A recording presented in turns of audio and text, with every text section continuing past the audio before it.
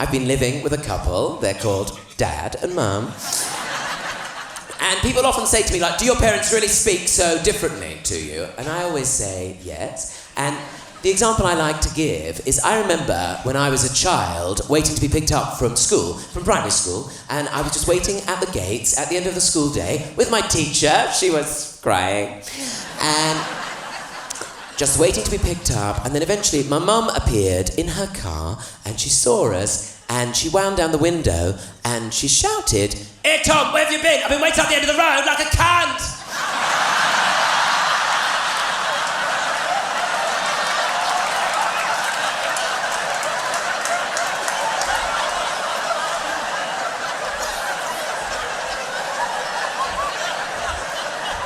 See you tomorrow! We're not cut from fancy cloth, you see. And I'm sorry to use that dreadful word, Helen, especially when you've worn that lovely top. And now,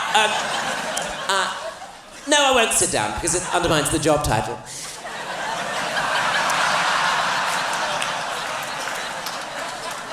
Now, I don't want you to think I'm a total failure tonight, ladies and gentlemen, just because I live at home with my mum and dad. Because one of the things I recently did is I finally passed my driving test!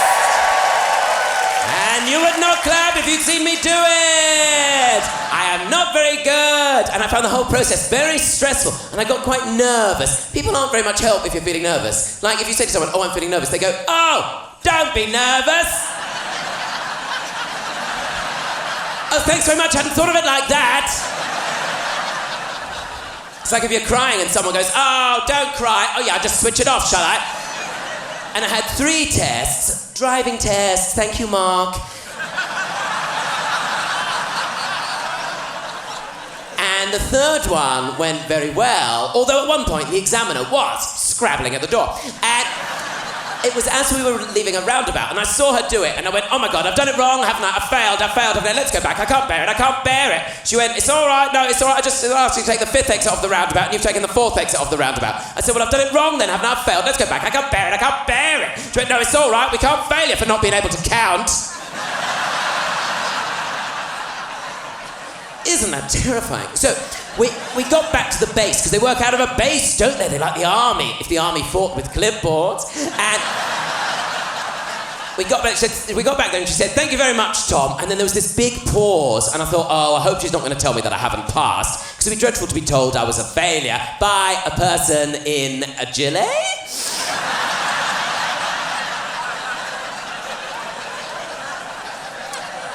And she said, "Thank you very much, Tom. I can tell you have passed your test. And it's a wonderful feeling when you pass your driving test." But then it dawned on me that then what I had to do is I then had to learn how to drive. So I went back and I told my parents, and they were really pleased for me. I think that was the look on their face. Their mouths dropped open. And they very kindly agreed to insure me on their car, which is a Ford Fiesta Finesse.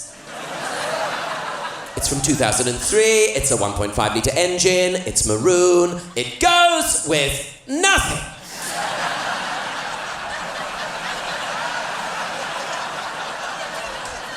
And there's gaffer tape holding on the wing mirrors, there's moss on the back windows. To quote the song Grease Lightning, it's a real pussy wagon.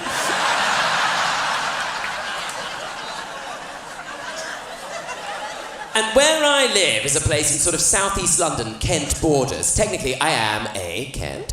And it's a place called Bromley. And, oh, how nice, so many of you are here. And in Bromley,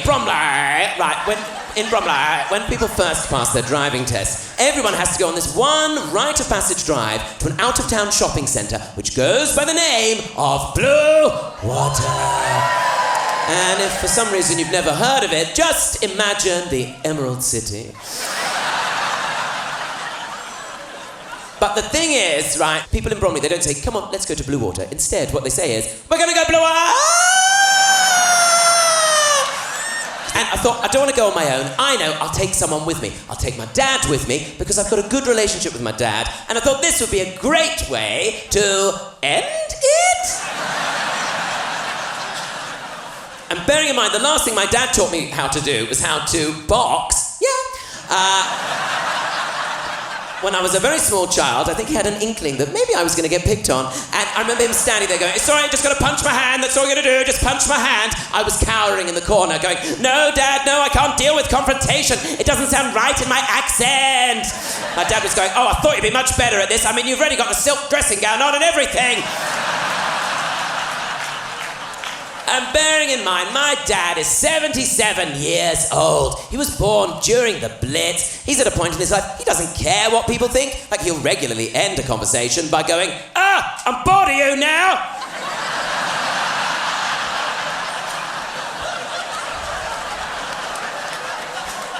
And he still works, and for most of my life he's been a coach driver, and he doesn't drive anymore, but he works in the office. And when it's someone's birthday, before they do the ceremony of the ha ha ha ha ha, the sing and stare, everyone goes down with a card, right? And everyone writes in this card, like, "Happy birthday, lots of love, happy birthday, all my love, it's too much love." So my dad has taken to writing in these cards, "Shove it!"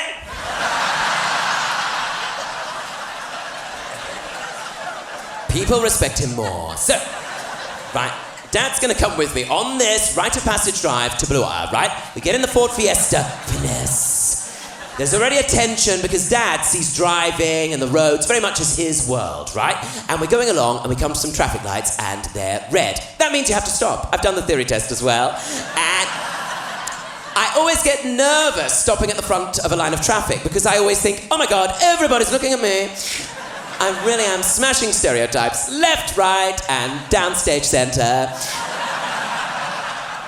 And I waited for the lights to go from red to amber to green, and I went to drive off, and then what happened is I stalled the engine. And my dad, bless him, he turned to me and he said, "Concentrate!" Which is such a calming thing to say. I said, "I am concentrating." He said, "Yeah, but you did and did you?" It's like his thing, "You did and did you?" Anyway, by this point, the lights gone back to red. I decided to put the radio on because I'd heard music can be calming. On this occasion, they were playing Tracy Chapman's Fast Car.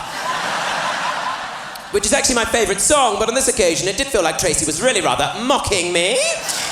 And what happened during this time as well is another car pulled up behind us, and this car was a BMW. Now, if you don't know much about driving, BMW drivers are the nicest drivers in the world. So I waited for the lights to go from red to amber to green, and I went to drive off, and again I stalled the engine. Dad goes, "Concentrate." I said, "I am concentrating." He said, "Yeah, but you did and did you? You did and did you?" And then to make matters worse, the BMW driver behind us then bibbed his bibber. Bibbed his bibber? What would you say, Helen? Bibbed his bibber? Bibbed his bibber? Horn? What, just on its own? Horn? Beeped his horn? Oh, don't be so disgusting. The BMW driver behind us bibbed his bibber, right? My dad, rather than placating the situation, turned around and gave them the middle finger. At which point they just leant on their bibber. But I panicked, just drove off. I don't know what the lights were doing at this point. I think there may have been people still on the crossing. In fact, I think I saw that girl from school still on her crutches. I knew she didn't need them. Right. We drove off, but then the BMW pursued us. They pursued us, right? And then they overtook us. And then someone leant out of the passenger window and shouted at us, "You fucking cunt!" And I'm sorry to use that dreadful word again, Helen, especially when you want that lovely top. I immediately turned into this Victorian schoolgirl going, "But why, Dad? Why are people so mean, so cruel, so unkind?" My dad responded by explaining, "It's 'cause they're slags. They're lowlife, they're scum. Tell them to fuck off." I said, "I can't tell them to fuck off. It doesn't sound right in my accent. You can do something right for once in your life. Tell them to fuck off." So I had to do it, and I had to do it.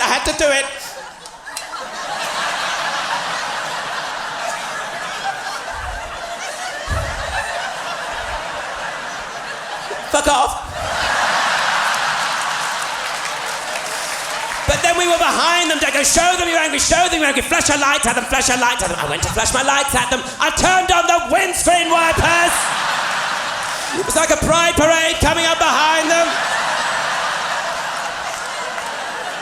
Water going everywhere. Dad's going, "Concentrate." I said, "I am concentrating." He said, "Yeah, but you did and did you? You did and did you?" And don't worry, everyone, because I did get my own back on my dad, because a little while after this, I decided to take my parents out. Not in, like, a drive-by.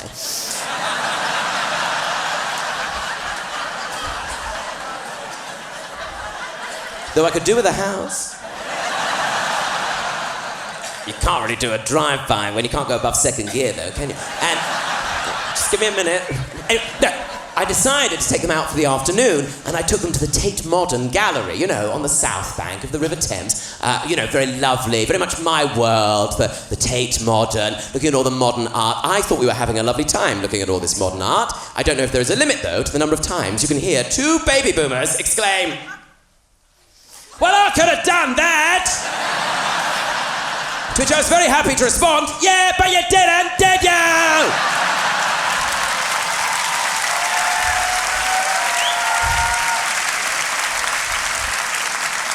I had to keep going to Blue Water. It was like the Canterbury Tales.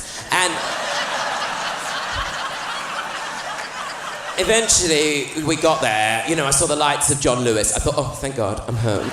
And we got into the car park. I found a space. I stopped the car. I went to put the handbrake on. And as I went to put the handbrake on, I realised it was already on.